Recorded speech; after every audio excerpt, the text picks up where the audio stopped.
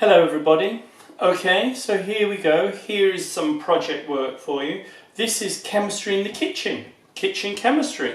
I'm just taking things that I have in my kitchen. They should be things that, part of this project is all about doing some research and applying the research and making your own video clip. So I have here a red cabbage, rödkål.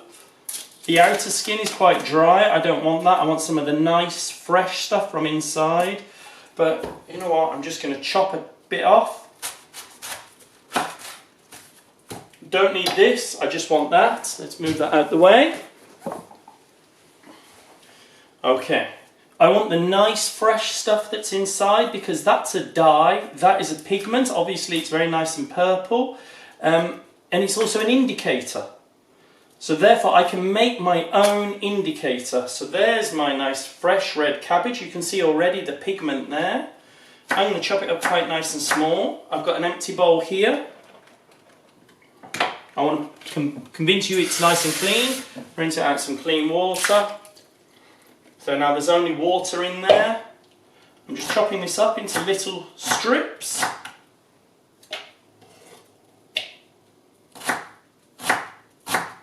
Exciting. I can chop vegetables. What I want you to do is to do the same. Not with rödkål, not with red cabbage, but with other fruits. Should work with coloured fruits. Should work with coloured vegetables. Should work with flowers. The stronger the colour, the better it will work. However, not all strongly coloured chemicals change colour with acids and alkalis, acids and bases. So there's my red cabbage. There's quite a lot there. I don't need that much. I've overdone it. I just want some water.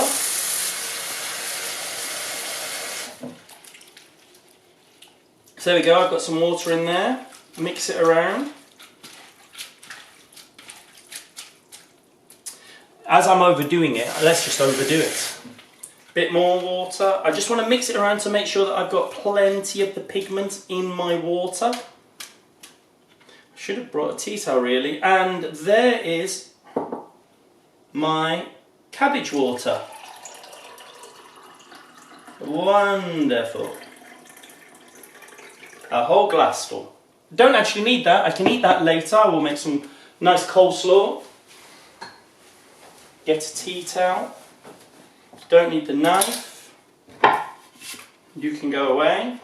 Keep that there. Okay, so I have my cabbage water. Nice mess, that's why we have sinks. Okay, I've split it approximately into 3, not bad. Still got some bits floating in there, that doesn't matter. So that's just red cabbage and water. Obviously I've removed the red cabbage, it's just the pigment from red cabbage and water. And what I need is I need some chemicals to now test if it's an indicator. So I have here vinegar, everyday etica. Vinegar is a dilute solution of ethanoic acid. You will need to do some research. You need to find your own chemicals that are not neutral to test. So here is my acidic one. Nice, worked very clearly. So there you go, it changes to that colour in acid.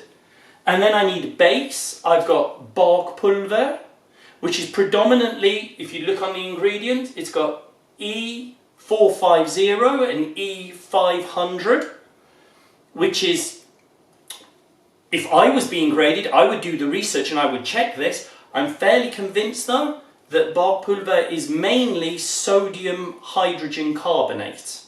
So it's a sodium carbonate. I just need a little bit of this. That will do. Give it a stir. Bring my knife back.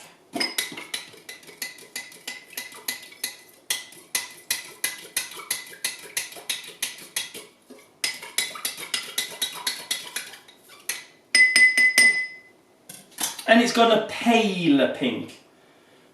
Now if I was doing a real investigation, I would be questioning myself whether that's because the powder is white or whether it's because of the base. It'd be better to have a much clearer base, maybe trying to find something in my kitchen that is a base but already in a liquid form.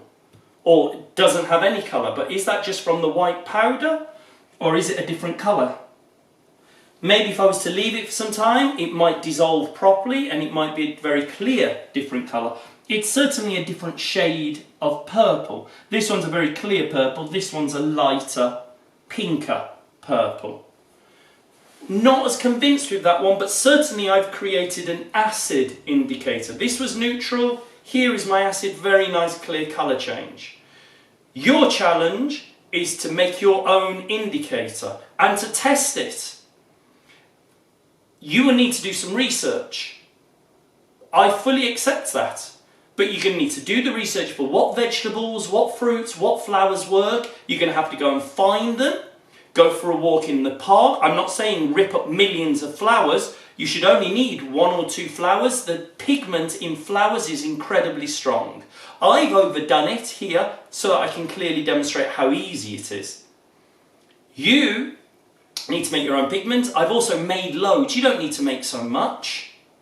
And you need to test it. I've given you vinegar as a very nice clear example, but there are lots of chemicals in the kitchen that are not neutral. Test them, explain what vegetable it is and what colours you've got from what chemicals. That's your, and make a video. Upload the video to YouTube, just like what I've done here. That's your project. Thank you.